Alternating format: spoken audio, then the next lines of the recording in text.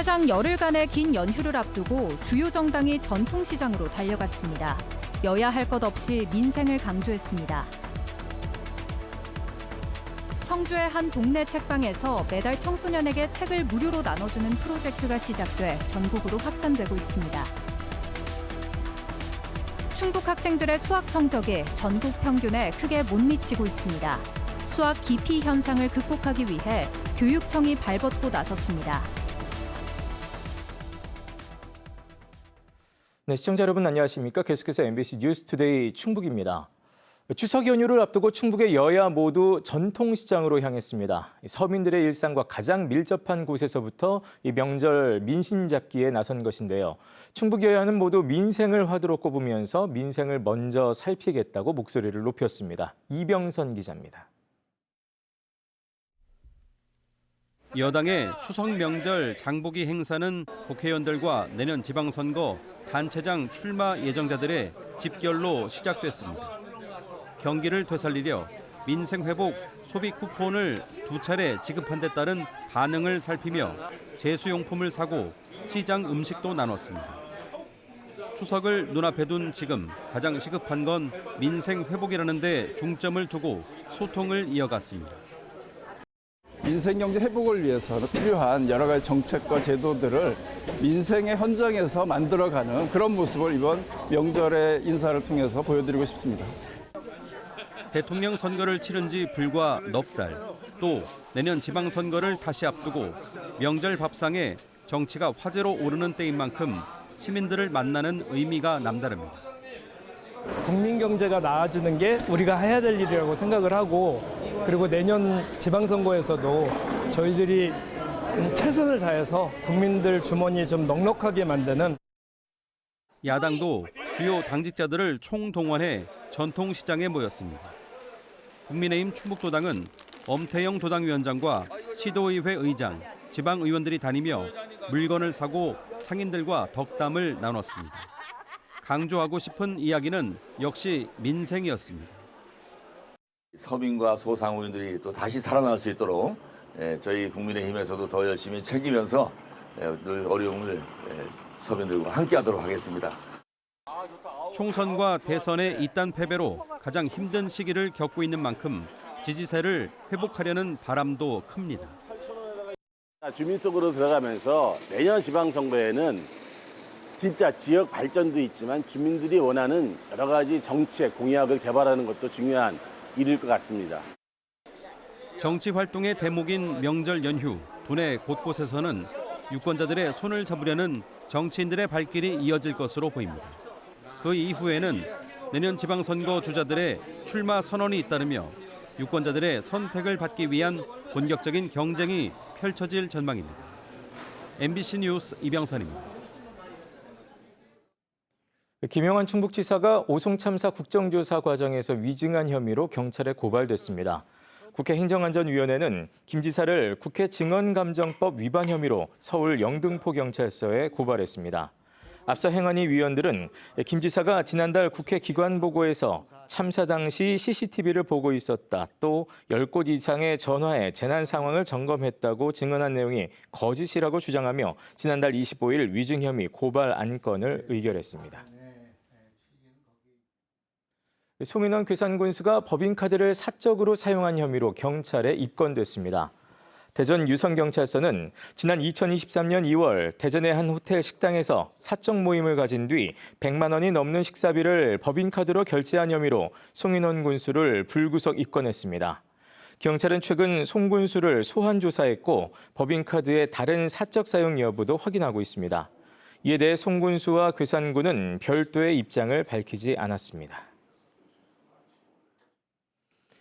청주의 한 동네 책방에서 매달 청소년들에게 무료로 책을 나눠주고 있습니다. 어른들이 지불한 선결제로 학생들이 원하는 책을 고를 수 있게 하는 것인데요. 이러한 프로젝트가 지역을 넘어서 전국 서점으로 확산되고 있습니다. 전효정 기자의 보도입니다. 청주의 한 동네에 있는 작은 책방입니다. 매달 초 이곳엔 학교 수업을 마친 학생들의 발길이 이어집니다. 매달 수십 권의 책을 무료로 가져갈 수 있습니다. 그래서 이제 원하는 책 둘러보고 고르고 가져오시면 돼요. 어른들의 선결제와 후원으로 청소년에게 매달 무료로 나누는 이른바 책 사줄게 프로젝트입니다. 학교 밖 청소년을 포함한 중고등학생이 대상입니다. 책방을 찾은 학생들은 온전히 자신이 읽고 싶은 책 한 권을 신중하게 고릅니다. 처음에 이 길 지나가다가 친구가 표지 보고 오자 그래서 오게 됐는데 너무 신기했어요. 책을 공짜로 나눠준다는 게 너무 좋았어요. 이 프로젝트는 올해 2월부터 매달 5만 원씩 후원해 청소년들에게 책을 선물하고 싶다는 단골 손님의 제안으로 시작됐습니다. 첫 달엔 단 3권으로 시작했는데 SNS를 통해 프로젝트가 알려지면서 청주는 물론 서울에서 진해까지 또 캐나다 같은 외국에서도 후원 문의가 잇따르기 시작했습니다. 지난 8달 동안 106권의 책을 선물했습니다. 이런 후원이 있냐라고 하면서 이제 나도 하고 싶다라고 메시지로 연락이 오기도 하고 한꺼번에 주시는 분도 계시고 어떤 분들은 달달이 주시는 분도 계시고. 이곳에서 시작된 프로젝트는 지역을 넘어 전국의 책방으로 확산되고 있습니다. 인천, 수원, 부산, 안동 등 18개 지역 서점에서도 뜻을 같이해 참여하기 시작했습니다. 수원에 있는 이 골목 책방 주인은 인근 학교 교사들의 후원을 받아 지난달부터 동참했습니다. 종종 학생들이 와요. 근데 그때 가격이 비싸가지고 당황을 하는 모습을 봤어요. 생각을 못했는데 이번에 캠페인 하는 거 보고 그때 생각도 나고 이렇게 학생들에게 선물할 수 있으면 좋겠다 해가지고. 단순히 책 한 권을 넘어 누군가를 응원하고 감사와 배려를 경험하는 책 사줄게 프로젝트. 동네 책방에서 시작된 선한 영향력이 넓게 확산되고 있습니다. 저는 아이들이 경험을 가져갔으면 좋겠거든요. 책을 고른다는 건 결국은 나를 알아간다는 것 같아서. MBC 뉴스 전희정입니다. 학생들이 가장 어려워하는 대표적인 과목은 수학이지요. 어릴 때부터 흥미를 잃고 수학과 멀어지는 경우가 많습니다. 이에 충북교육청이 학생들이 수학을 즐기면서 흥미를 가질 수 있도록 체험 프로그램을 만들었습니다. 신병관 기자가 전해드립니다. 학생들이 카드에 그림과 숫자를 맞춰가며 나무막대를 쌓아 올립니다. 입체 도형에 대한 이해와 추론 능력을 겨루는 보드게임입니다. 퍼즐을 채우는 보드게임을 통해서는 건널비와 부피 등 수학적 개념을 자연스럽게 익힙니다. 보드 같은 걸로 이제 놀이 같이 접할 수 있는 거잖아요. 그래서 뭔가 평소 이해가 잘 안 됐던 그런 것도 잘 이해할 수 있고. 아르키메데스의 원리 등 어려웠던 수학적 개념들도 모형을 맞추고 게임을 하다 보니 쉽게 다가옵니다. 피타고라스의 파름계가 숫자를 이용해 만들어진 과정을 알아보고 건반을 눌러가며 확인하는 재미도 있습니다.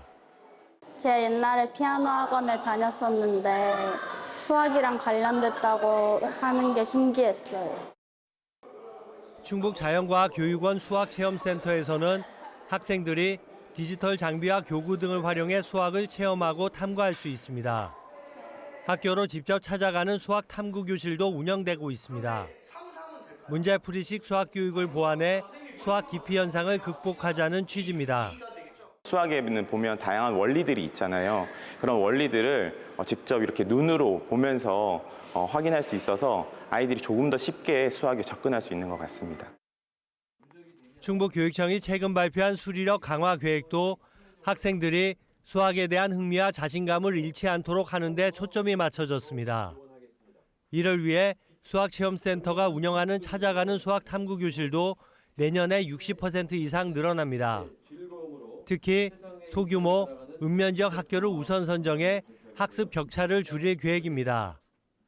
지난해 대입 수능 수학에서 충북은 1등급이 0.8%로 전국 평균 2.3%에 크게 못 미쳤고 2, 3, 4등급도 전국 평균을 따라가지 못했습니다. 충북 학생의 수리력이 미룰 수 없는 숙제가 되면서 먼저 수학을 친근하게 만들겠다는 충북교육청의 노력도 강화되고 있습니다. MBC 뉴스 신병관입니다.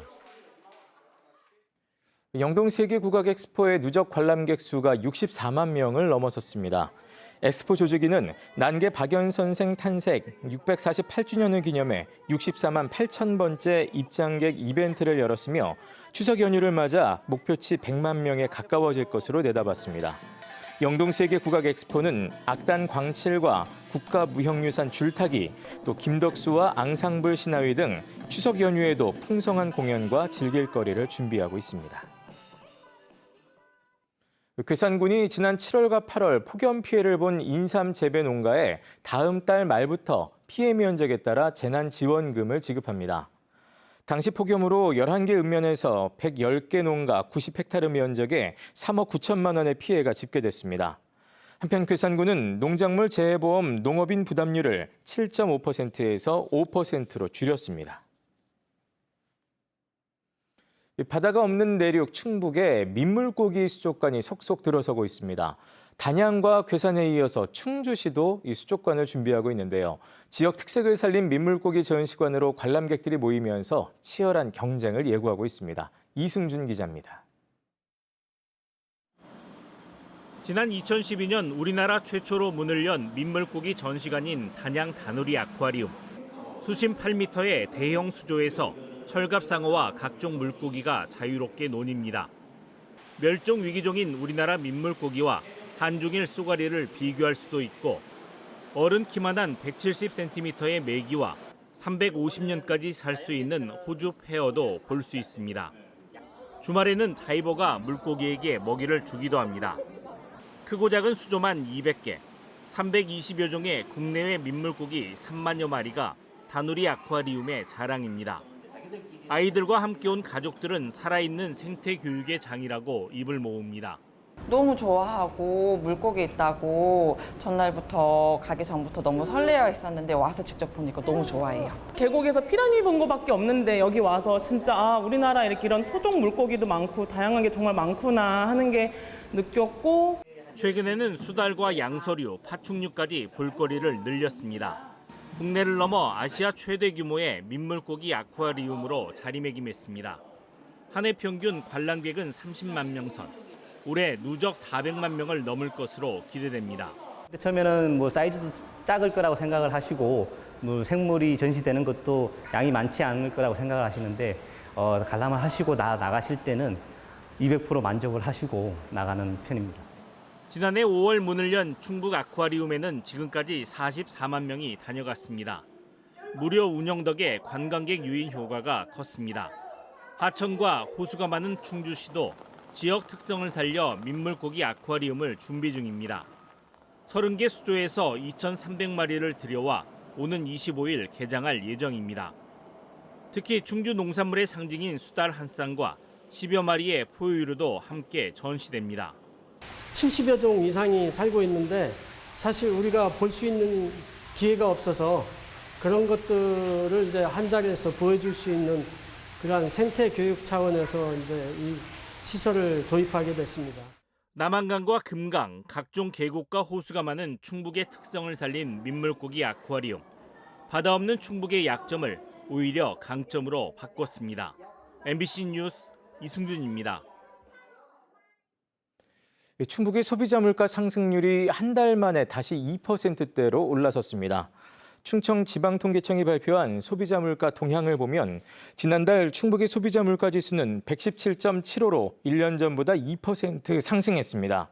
특히 지난 8월 일시 인하했던 SK텔레콤 휴대전화 요금이 정상화되면서 통신요금이 16.1% 상승했습니다.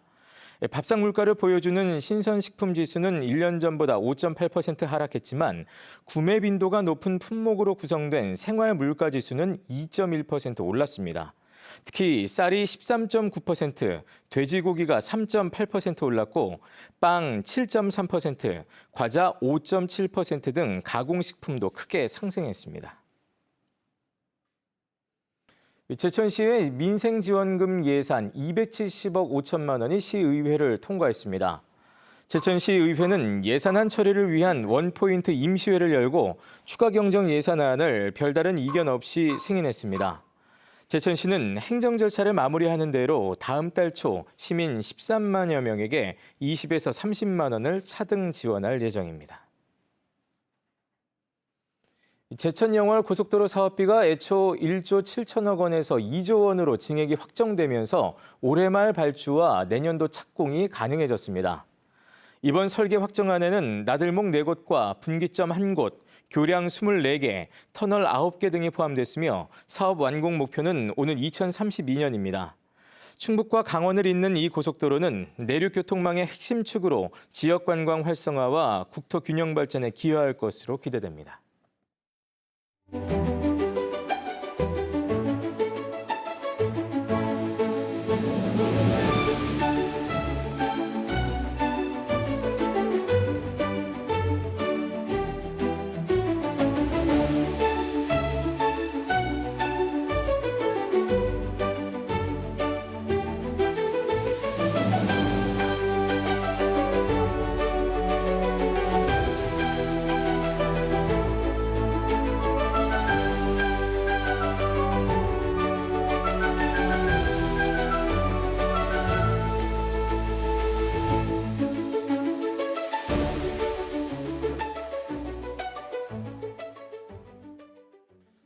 청주시가 발주한 도로공사 현장에서 3톤이 넘는 시멘트가 영운천으로 흘러든 것과 관련해 복구 작업에 한 달 이상이 걸릴 것으로 보입니다.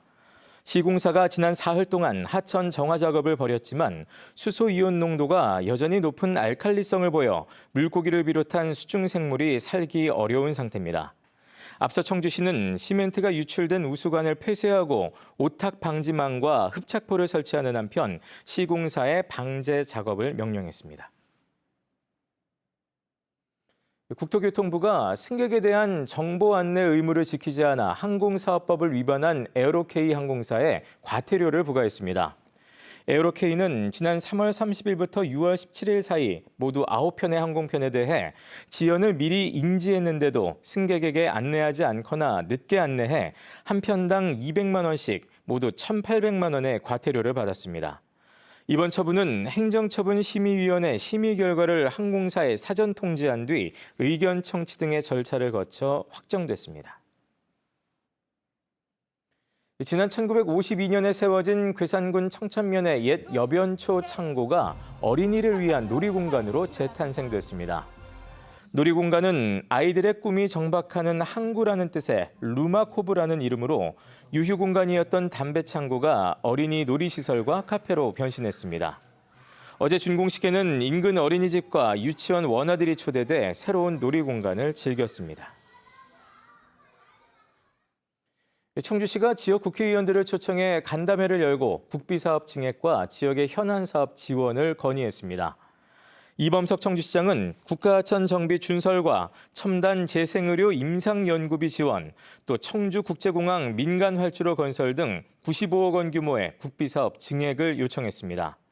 이범석 시장은 또 혼잡도로 개선을 위한 도로법 시행령 개정과 성안동 도시재생사업 공모 선정 등 6건의 지역 현안 사업에도 힘을 모아달라고 강조했습니다.